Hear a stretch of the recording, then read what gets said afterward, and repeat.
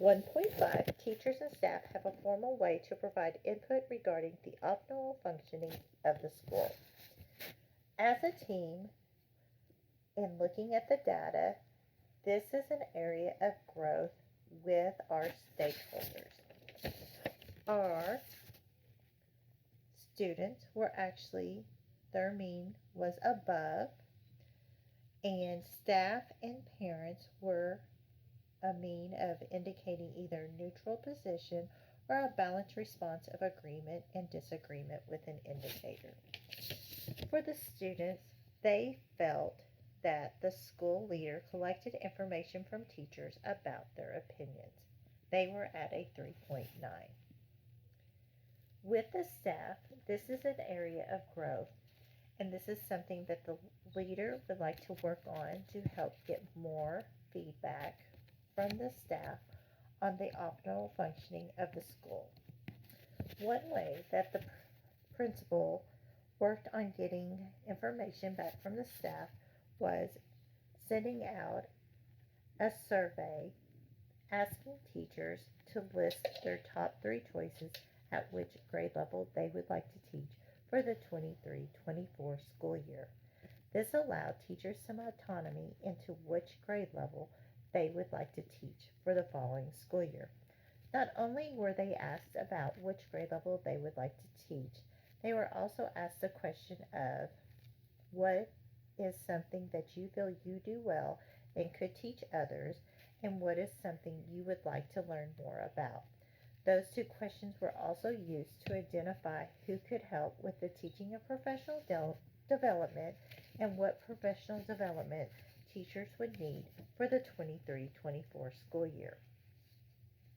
One of the ways that teachers were able to have some input this year into the functioning of the school was when we met as a school at the beginning of the school year, creating our schedules.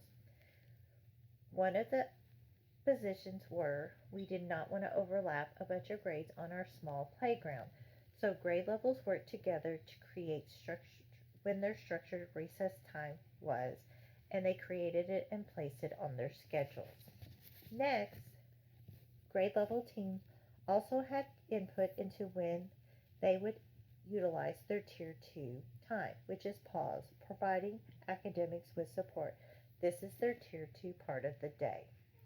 They also created this during a time when we met with interventions so that we would have time for interventionists and the special ed teacher could come and help during this time of the day. For the 23-24 school year, to help get more feedback on decisions made for the building, the principal will also add a link to the weekly newsletter where teachers can add feedback to and help the school setting. For evidence, we have added a daily schedule so that we could see Tier 2 time and also their structured recess time. Also, the survey results from the teachers is added to the evidence. So, looking at staff on 1.5, one of the things that we want to continue to do is to collect evidence from the teachers, but not only use gathering the evidence, but making it transparent to staff. So for lagging indicator 1.5, we have an action plan to put in place for staff. 1, we will create more teacher opinion surveys.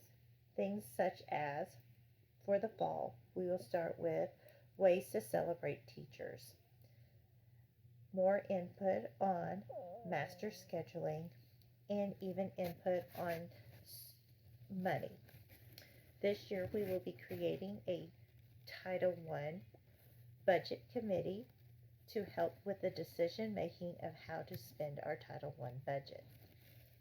Staff meetings will be held once a month to gather teacher input. Staff meetings will also be used to share out the opinion data from teachers to show transparency among the team. The results of the data will be shared also in weekly newsletters, during coalition team meetings, grade level meetings, or staff meetings. The data will be shared according to the teachers and staff members that warrant the information from the survey. The implementation of surveys will begin May 2023. The first survey to be implemented will be the continual implementation of breakfast in the classroom. Once the data has been gathered, it will be shared with building staff at a staff meeting. The meeting will be used to have discussion and determine if breakfast will remain in the classroom for the 23-24 school year.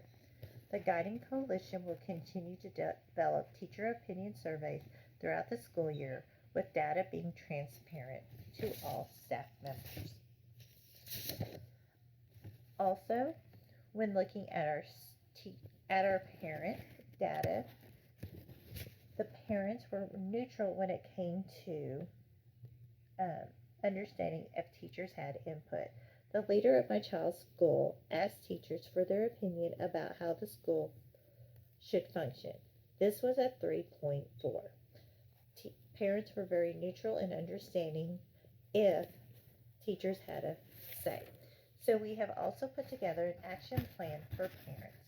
Staff opinion surveys will be more transparent to our parents and community by being shared at family meetings, in newsletters, and on social media platforms. This will allow parents to have the background knowledge that their child's teacher has an active voice in the school setting.